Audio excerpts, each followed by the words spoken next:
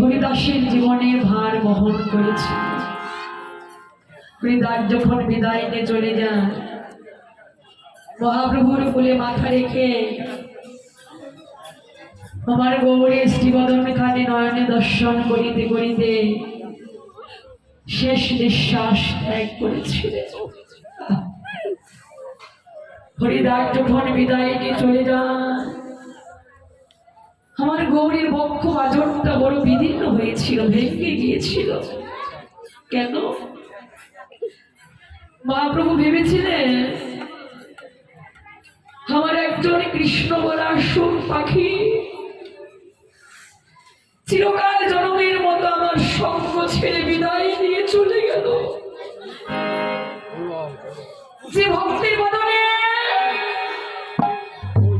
কৃষ্ণ কথা শুনে এত আনন্দ পেতাম, এত সুখ পেতাম, এত শান্তি পেতাম,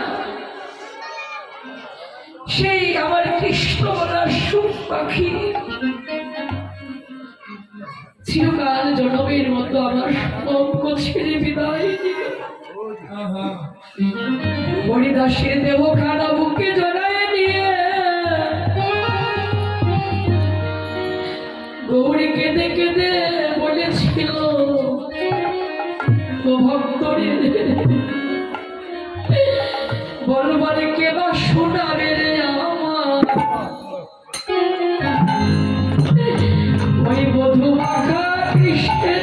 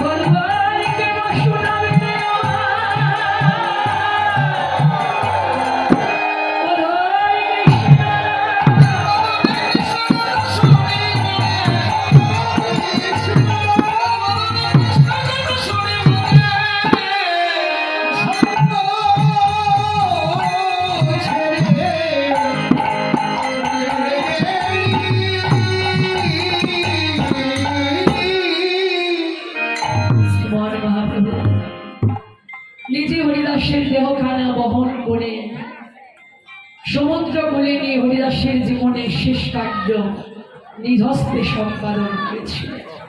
নিজে ভগবান ভক্তের দেহ নিজে বহন করে ভক্তের জীবনের শেষ কাজ নিজে পুত্র হয়ে সম্পাদন করেছিলেন। এমন কোন ভক্ত যদি সংসার মাঝেও হরিদাসের মতো অনুগত হয়ে নামের আশ্রয় গ্রহণ করে অহর্নিশি নামে থাকতে পারে না, ভগবানের সেই ভক্তের সমগ্র জীবনের ভার আপন করে বহন করে নেন। অবশ্যই নেন। ভগবানের নাম যে ভক্তাধীন ভগবান, ভগবান ভক্তের অধীন বলে ভক্তাধীন ভগবান। হ্যাঁ, ভক্তের অধীন প্রভু। তবে কোন ভক্ত?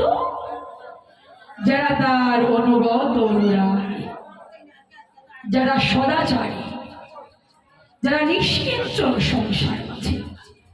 নিষ্কিঞ্চন মানে শ্রীমদ্ ভগবদ্ গীতায় ভগবান অর্জুনকে শিক্ষা দান করেছিলেন কুরুক্ষেত্র যুদ্ধক্ষেত্রে। নিষ্কিঞ্চন ভক্ত কারা? যারা জীবনে কখনো কৃষ্ণ কথা ছাড়া আর কথা বদনে বলে না, যাদের নয়নে কেবল কৃষ্ণ বলে কাঁদে, যাদের বদনে কেবল কৃষ্ণ কথাই বলে, যাদের কণ্ঠ কেবল কৃষ্ণ গুণগান গায়, যাদের হস্ত কেবল কৃষ্ণ চরণ সেবায় দিতে যায়, যাদের বক্ষ কেবল কৃষ্ণ সঙ্গ পেতে যায়, যাদের পদ কেবল কৃষ্ণ ভক্তের অনুগত সঙ্গ পেতে যায়, যাদের অন্তরে কৃষ্ণ বাহিরে কৃষ্ণ, কৃষ্ণ যাদের জীবনের জীবন, জগতে কৃষ্ণ যাদের প্রাণের প্রাণ, জগতে যারা কৃষ্ণ বই আর ভাবিতে পারে না, কৃষ্ণ বই যারা জগতে আর জানে না,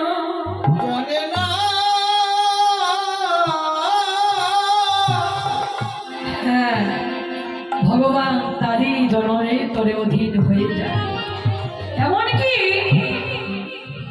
ভগবান সেই ভক্তের চরণে দাসত্ব পর্যন্ত করে, সেটা তো আমার আগে অনুগত তাদেরই থাকে, তাদের শ্রীচরণে দাসত্ব পর্যন্ত করে, দাসকর পর্যন্ত লিখে দেন। এমনকি সেই ভক্ত সঙ্গ লাভ করে ভগবান নিজেও তাপিত প্রাণ জোড়ায়, সেই ভক্তের সান্নিধ্য লাভ করে ভগবান নিজেও পবিত্র হয়। অবশ্যই ভগবান সেই অনুগত ভক্তের পরশ করে ভগবান নিজে পবিত্র হয়।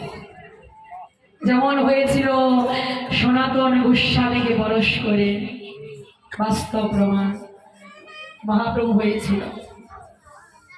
সনাতন গোস্বামীকে নিজে বক্ষে ধারণ করে নিজে পবিত্র হয়েছিল, নিজে তাপিত অঙ্গ জোড়াইছিলেন। যে সনাতন ছিল মহাবৈরাগ্যতার প্রতি, যার বিপুল ঐশ্বর্য রাজত্ব থাকা সত্ত্বেও সকল ধর্মের মতো ত্যাগ করে আসক্তিবিহীন ভাবে ত্যাগ করে চিরতরে কাঙাল বেশি ঘরের বাহির হয়েছিল।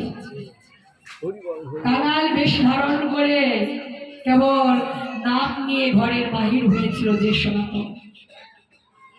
মহাপ্রভুর সঙ্গে সনাতনের সাক্ষাৎ হয় কাশী ধামে। কাশী, যেটা সনাতন ধর্মের সকল তীর্থের শ্রেষ্ঠ তীর্থ, কাশী, কাশীধাম। আমাদের শাস্ত্র প্রমাণ দেয় যে বিশ্ব ব্রহ্মাণ্ডে যত নদী আছে সকল নদীর শ্রেষ্ঠ হলো গঙ্গা, শ্রেষ্ঠ হলো গঙ্গা।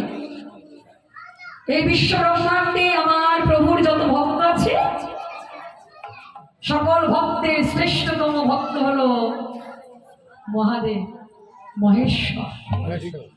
ভগবানের যত ভক্ত আছে সংসার মাঝে, মহাবৈষ্ণব হলো আমাদের মহেশ্বর। হ্যাঁ, সর্বোত্তম ভক্ত ভগবান। আর বিশ্ব চরাচরে সনাতন ধর্মের যত গ্রন্থ আছে না, সকল গ্রন্থের শ্রেষ্ঠতম গ্রন্থ হলো ভাগবতম। জয়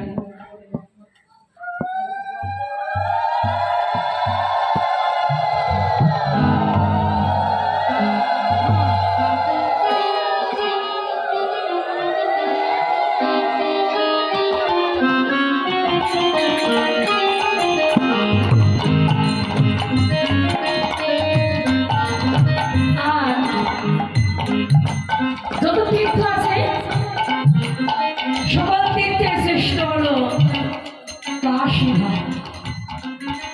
মহাপ্রভুর সঙ্গে কাশীতে বাবা সনাতনের দেখা হলো। যখন মহাপ্রভু কাশীধামে ভক্ত চন্দ্রশেখরের ঘরে অবস্থান করলেন,